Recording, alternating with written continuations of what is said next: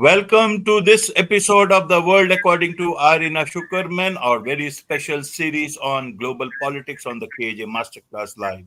Irina Tsukerman is a US based national security and human rights lawyer as well as a renowned geopolitical analyst. Her writings and commentary have appeared in diverse US and international media and have been translated to over a dozen languages. Every fortnight in The World According to Irina Tsukerman, we traverse the geopolitical landscape and delve into pressing international issues and gain insights from Irina's expert perspective. Welcome to the show once again, Irina. Thank you. I'm always glad to be here. You're welcome. Welcome. Several big topics again today, and let's touch upon this big topic of this Hezbollah attack in Golan Heights in Israel. So, how should we look at it? The world was anticipating some sort of, a respite from this, that there will be a bit of more, some respite amidst in the Middle East crisis, but it seems to be now the world is seeing it. So, how should we look at it? More problems, or this time Israel will look at it. In the meantime, you see Kamala Harris. She is now the looking for this Democrat candidate status. So she has her support. She has said support for Israel is ironclad. So how do we look at all these things? Let's understand this from you. Great. So Kamala Harris finds herself in a complicated situation because, on the one hand, she is the most likely Democratic nominee, but has to focus on a very short race. This is a unique situation. On the other hand, there's already multiple international crises taking place. There's great pressure on her to weigh in. To be clear, the State Department put the blame for this horrific incident squarely on Hezbollah, which denied its role despite ample evidence linking it to the attack, which includes the fact that the rocket originated from a Hezbollah-held area in Lebanon, and the fact that the Iranian-made rocket had the same specifications as other rockets used by Hezbollah against Israel in other incidents. Nor was this attack the first time Hezbollah has attacked non-Jewish areas, which included Bedouin, Druze, and Christian villages. In this case, it was a Druze village where 30 Christians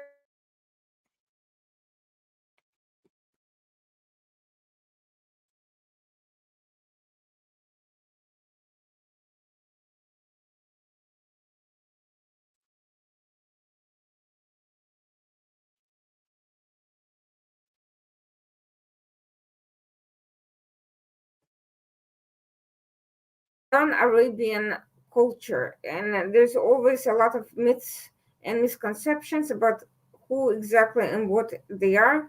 But the bottom line is they have a very distinct and secretive culture and unique religion. They are loyal to the countries where they accept citizenship. Many of the Druze who live in the Golan Heights have not formally accepted Israeli citizenship after the annexation of that area, but some have.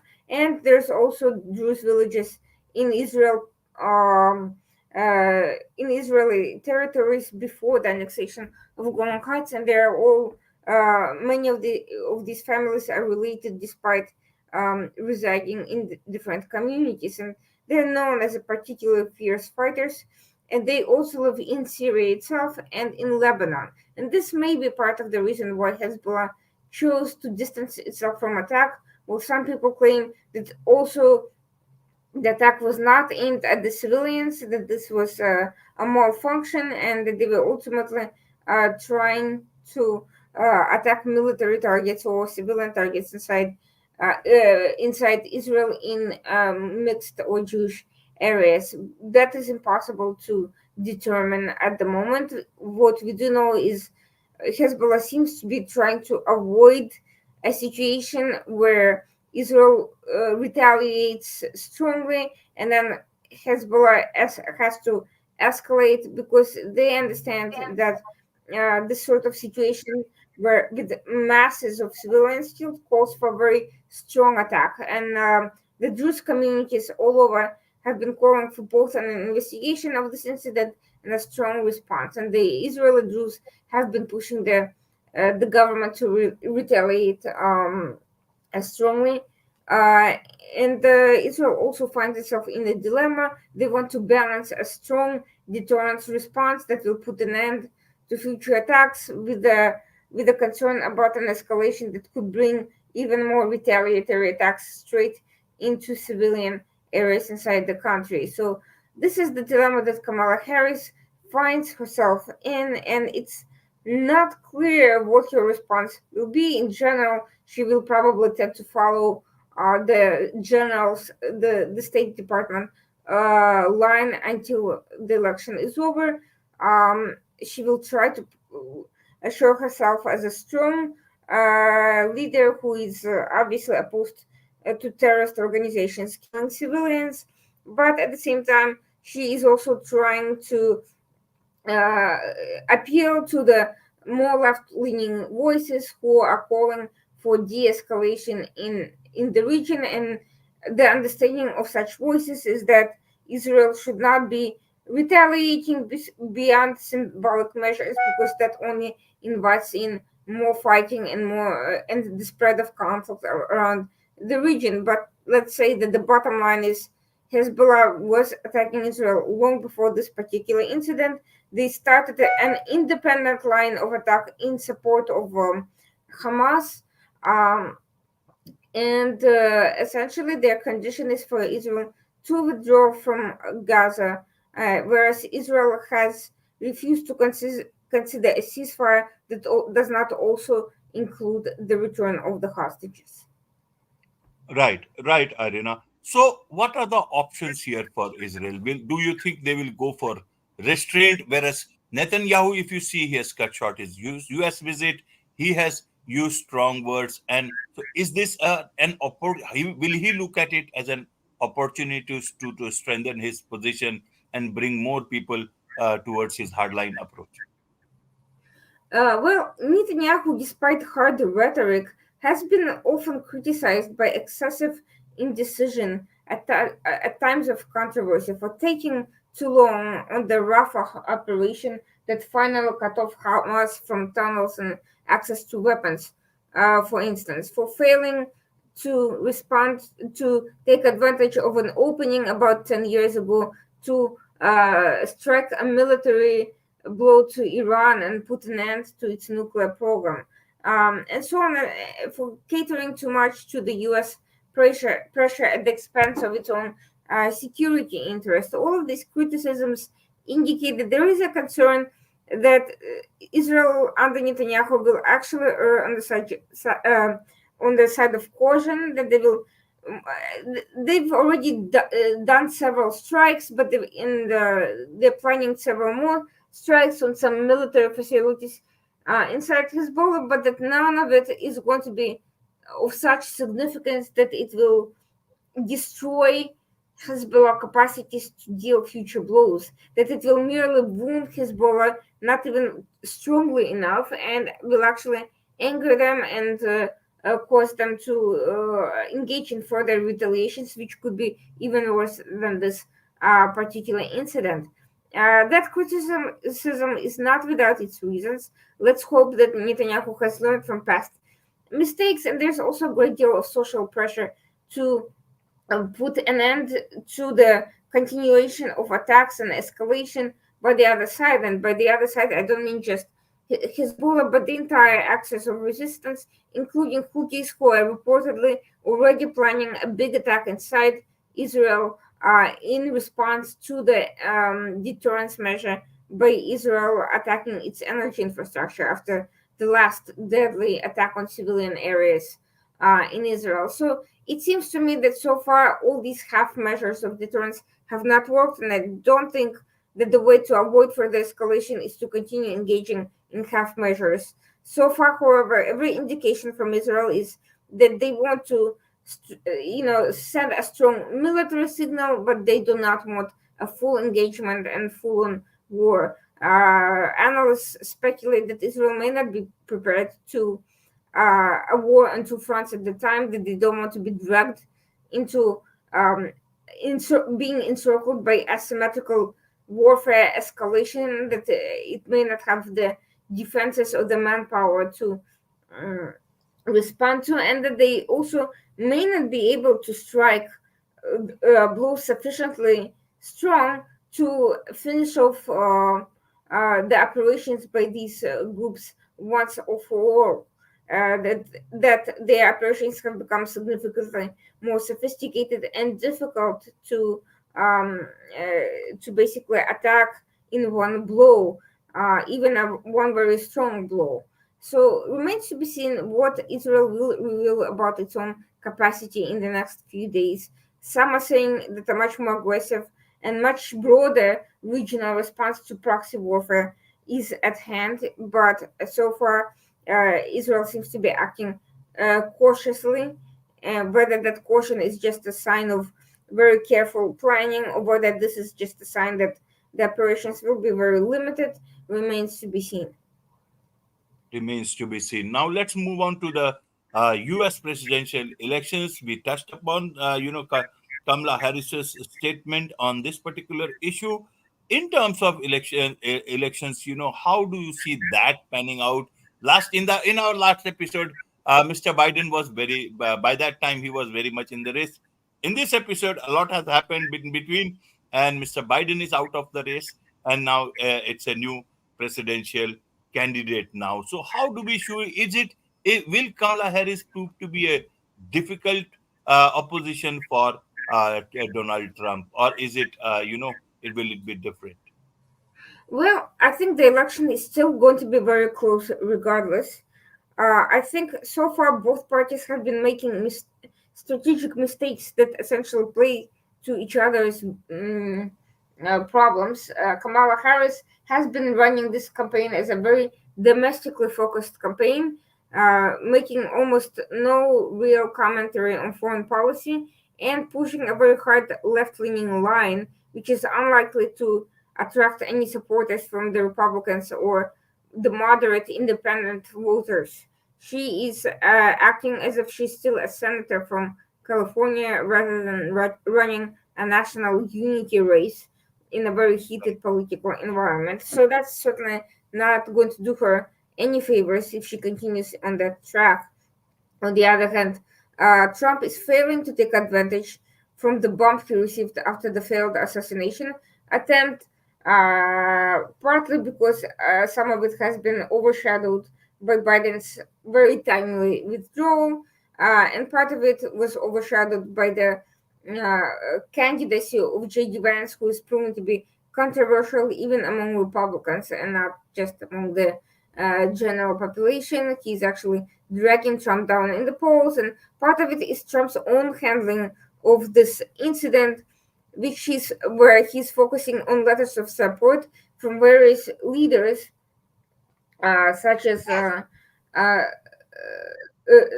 uh, Xi from China and the Palestinian Authority chairman Mahmoud Abbas, whom he had previously criticized and was strongly, which initially attracted the support of so many Republicans to begin with.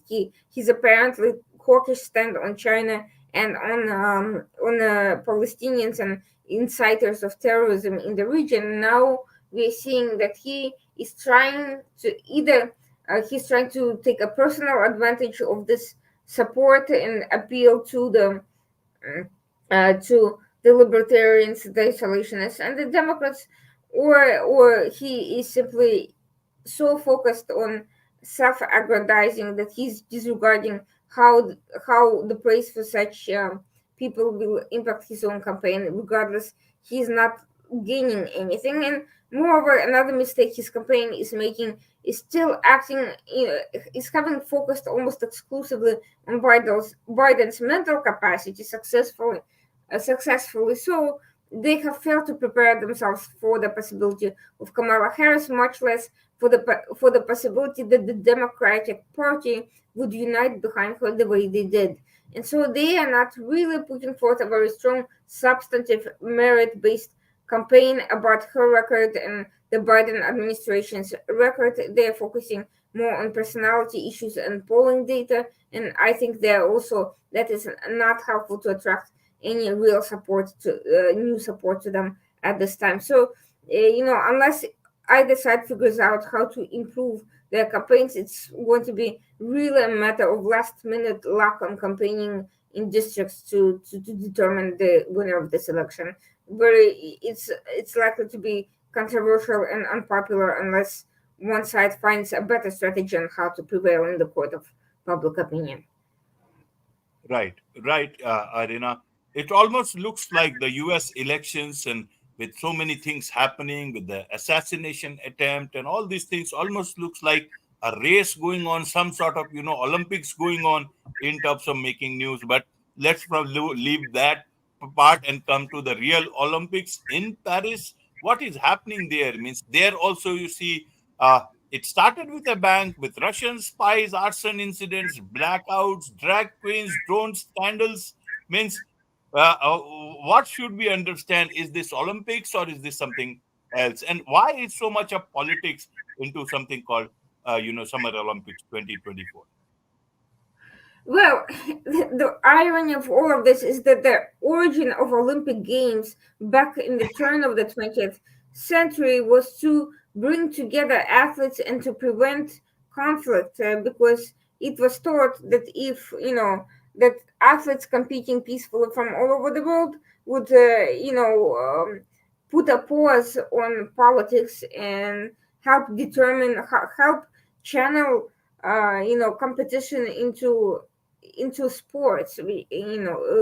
And kind of reignited this brotherhood atmosphere from the original ancient Olympic Games. And yet, it became an avenue for, of course, money, for political agendas, and for moral dilemmas. During World War II, for instance, the Olympics were put on pause, for obvious reasons, for both practical reasons and moral reasons.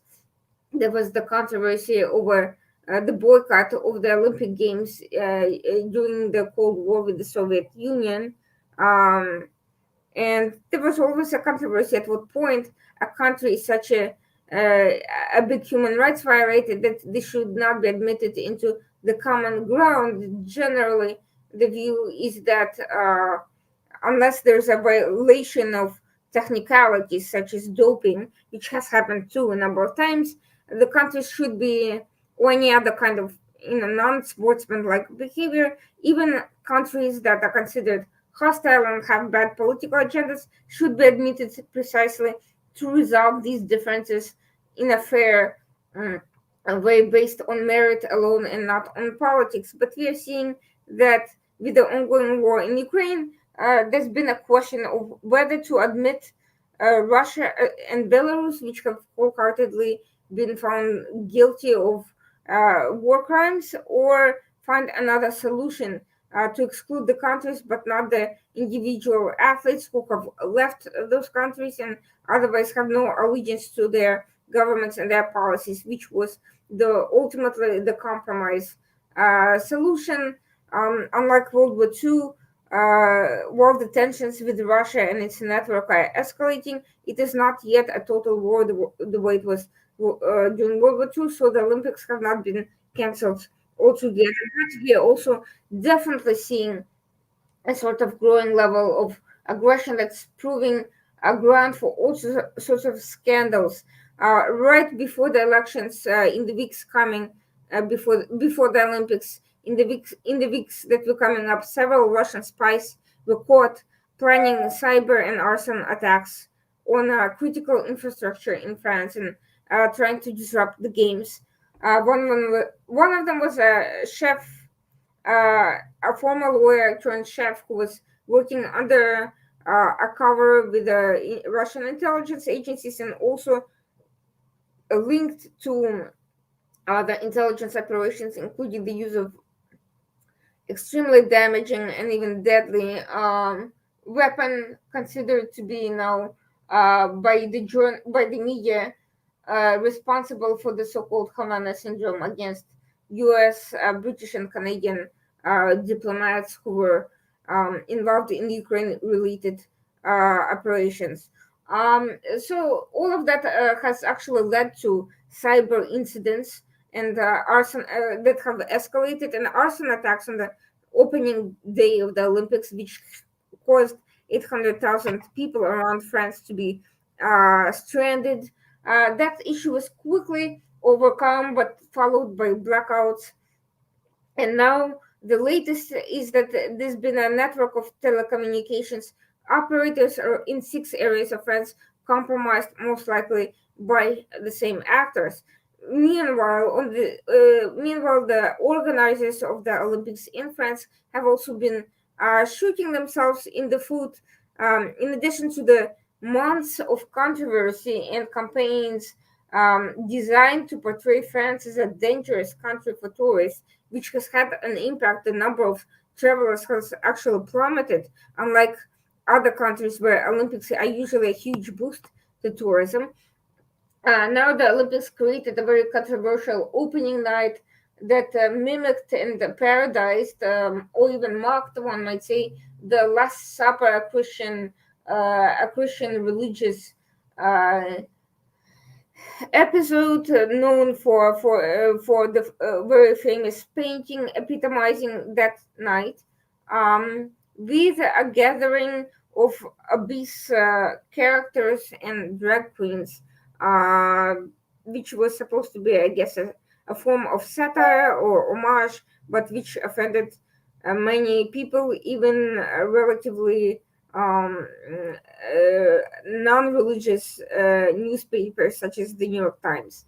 So we are seeing that negative publicity has been haunting this Olympics. There's also been a number of ordinary, albeit interesting scandals, such as a female Canadian coach found using drones to spy on a New Zealand Right, right. competitor, and a broadcaster who was kicked off from air for making sexist comments about an Australian swim team. So we are seeing no shortage of controversy, which is turning this Olympics in a particularly tense event, although it's supposed to bring unity and a sort of hope and a moment of reconciliation away from the political atmosphere.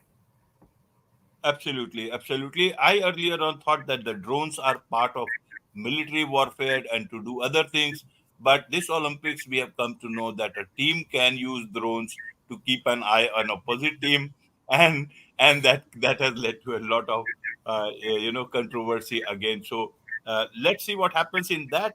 But one thing I want to understand about is the changing stance by Italy. PM Meloni, she has resumed cooperation with China.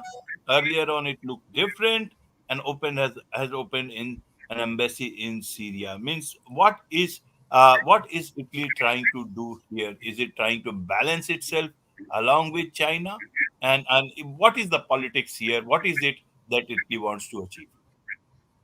There are two factors at play. First, naked political opportunism. If you look at uh, Meloni's political history, she's been an uneven candidate, initially associated with the more extreme parties linked to the history of Mussolini's party and fascist, and then transgressing, moving from that to the political right center and becoming basically mainstreaming and gravitating towards pro-Western policies, to all of a sudden changing track on China and returning to the table in a very blatant way, just days after appointing an ambassador to Syria. Both of those things are basically clear financial and political opportunities for political actors such as Meloni.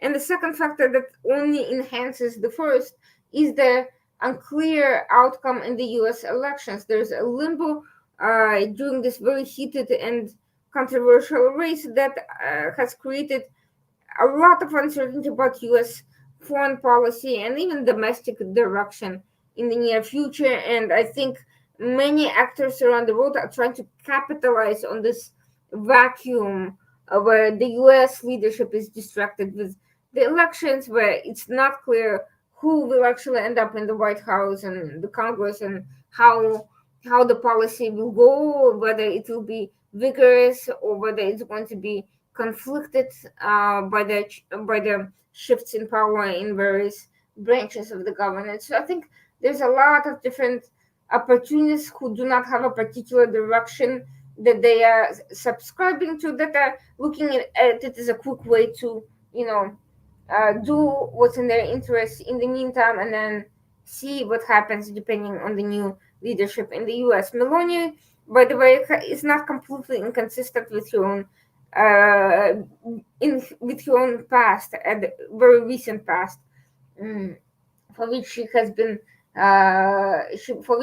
has been criticized. She has been at one point close to Orban, who himself is very close to China, and Hungary even borrowed approximately $1 billion from Chinese banks recently. So none of the also the Syria move is very closely aligned to a network of European interests that are basically seeing Syria and operatives there as a financial opportunity with assorted contracts and so forth, and pro-Iranian and pro-Russian interests. So none of that should be a complete shock to anyone who watches European politics very closely.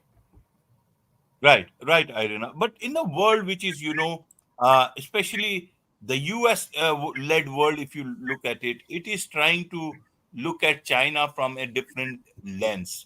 And in that world, anybody going towards China's side so differently than the earlier stance, how will Italy balance it out with the European countries, with the US, along with China, especially when US is trying to boost its presence. You see, they have just recent upgraded their military relations with Japan. So in this backdrop, how easy or difficult it is for Melanie to balance it out, or is it just pure politics at the moment and nothing else? Well, Meloni is, I think she's looking at two factors. First, what US is doing, which is unclear, and I'll get to that in a moment. And second, what China is doing. And unlike US, China does not have to worry about, such things as elections at the moment.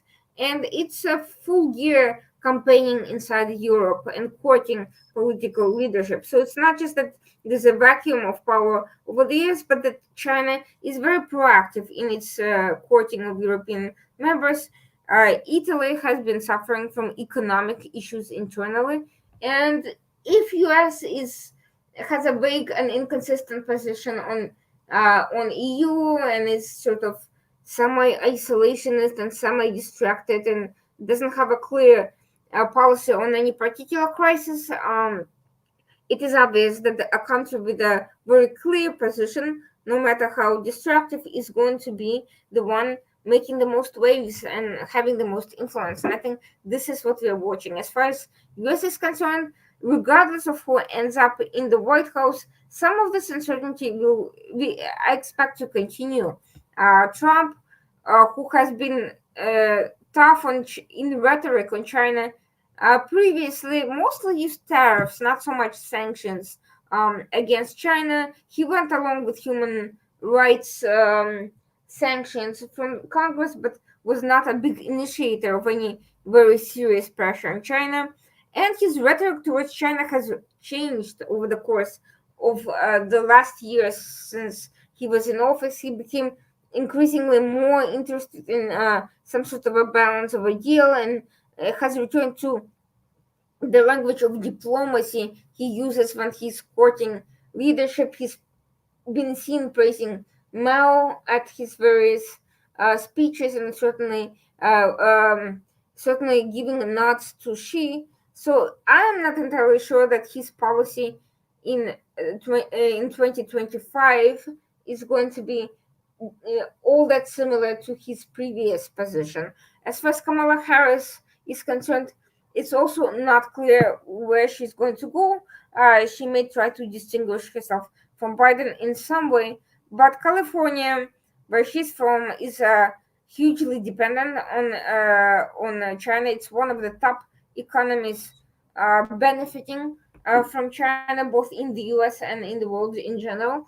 Um, Moreover, Biden's own policy has not been consistent. It was very much consisted of mixed signals, tough rhetoric on military matters, um, certainly, but at the same time, continuation of trade and conciliatory diplomacy in various ways. And I think Kamala Harris may continue to try to strike that sort of balance. And in the meantime, U.S. is still continuing to pursue um, strengthening relations. Not only are they upgrading their relations with Japan, but they also just signed a defense pact with Japan and South Korea, which is certainly a strong signal to China. Whether or not Kamala Harris shares positions on China with Biden, she will be hard pressed to withdraw from that alliance soon after assuming office. It's doubtful that she will pursue that direction. Mm. So some of these things are indeed here to stay. Right, right, Irina. And how should the world understand this upgradation in the US Japan military ties? Means what's cooking down there? Is it just, just a new upgradation, or is it that we they are all sensing trouble in the days to come?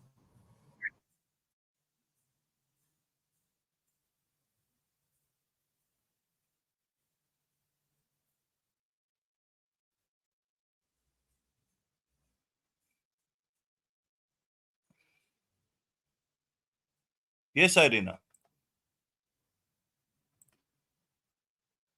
Um, you know, Political statement, increase in interoperability and integration, increased defense cooperation, modernization of their programs, and of course, they are recognizing the increasing threat of China, and that's what bringing them together. The new plan um, includes an establishment or reconstitution, turning the existing U.S. American forces in Japan into a joint force headquarters that will report to the commander of U.S. Indo-Pacific, and, as I said, facilitate interoperability, cooperation on bilateral operations, both on a daily basis and during contingencies, emergencies, conflict, um, and it's actually the biggest change to U.S. forces in Japan since they appeared there, and one of the biggest improvements with Japan in terms of upgrading ties in 70 years. They will be expanding missions. Um, Japan also has just established um, Joint Operations Command, and they'll be working to strengthen their joint deterrence capabilities with respect to not only China's aggression in Indo-Pacific, but perhaps other areas as well. So we can see that some of this cooperation can go beyond the geographic locations most relevant to Japan, and we could see them working closer together in general in other instances. Right, right, Irina. Now, amidst all these things, India plays a very important role. And the US has been trying to be very nice with India, and because of several economic as well as political reasons. So, what was the need of, they always know that India is very close to Russia for since a long, long time.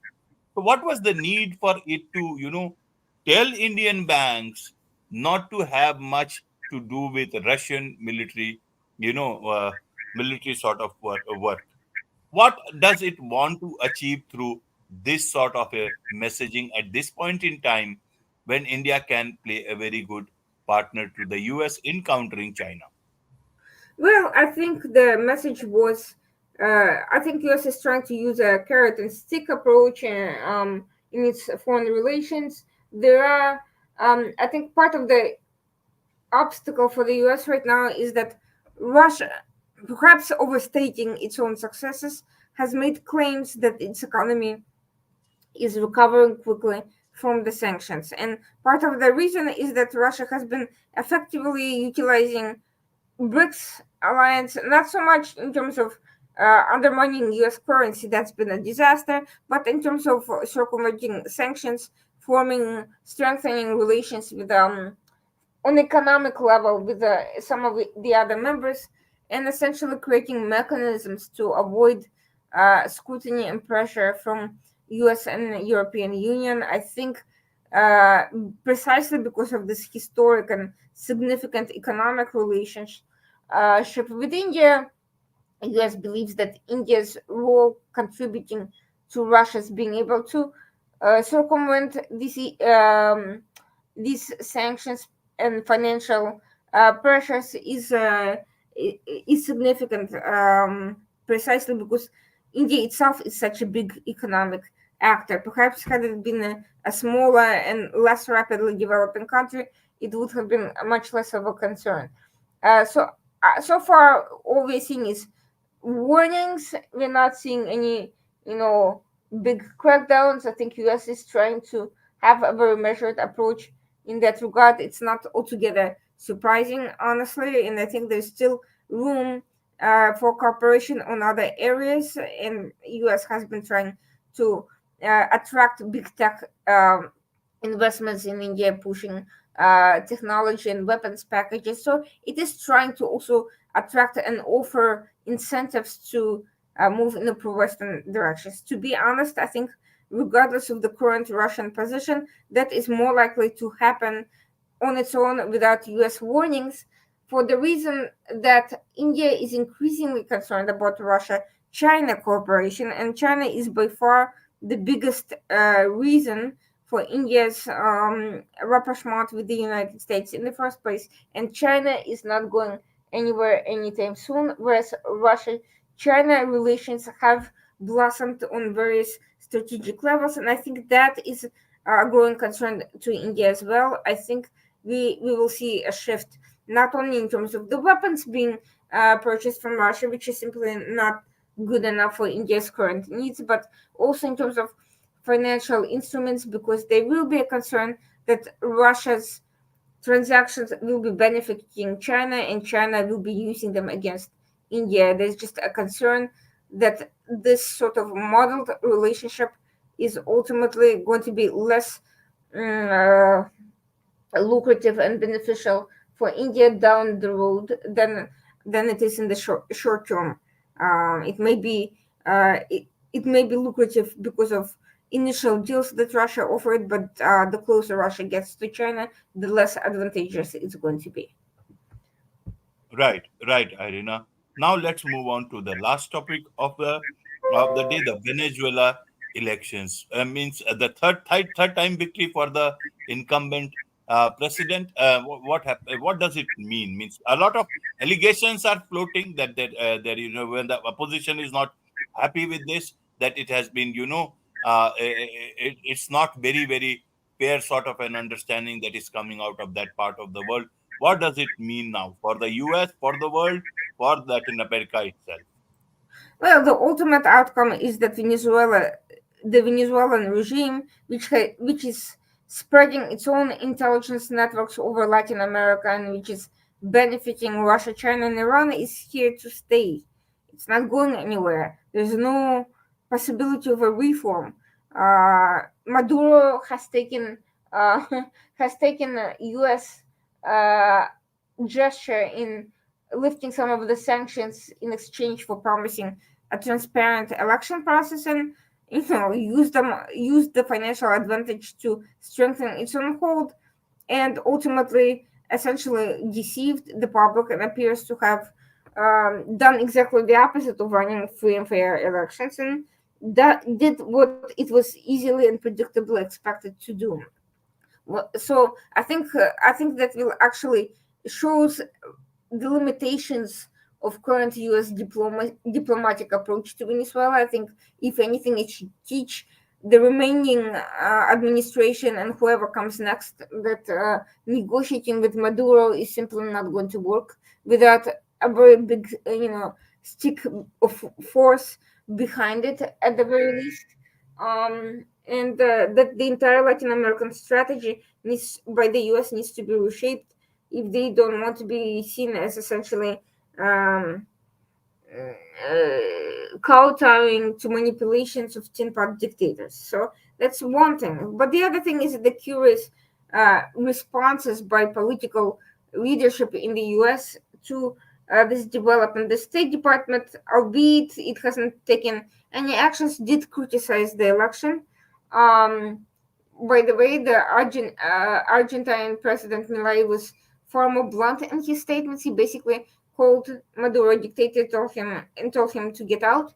Um, but Kamala Harris um, actually acknowledged the elections, and if you read her social media statement, it seems to indicate that she has accepted the value of the election and its results at face value. Either Right. her language was unclear, or she actually does believe that there was no cheating going on. But it's a remarkable statement for someone running for president. Right, right. We have to accept what the results are, and this is a lot of people are accepting it. And it looks like, as you said, Kamala Harris has also understood this in the with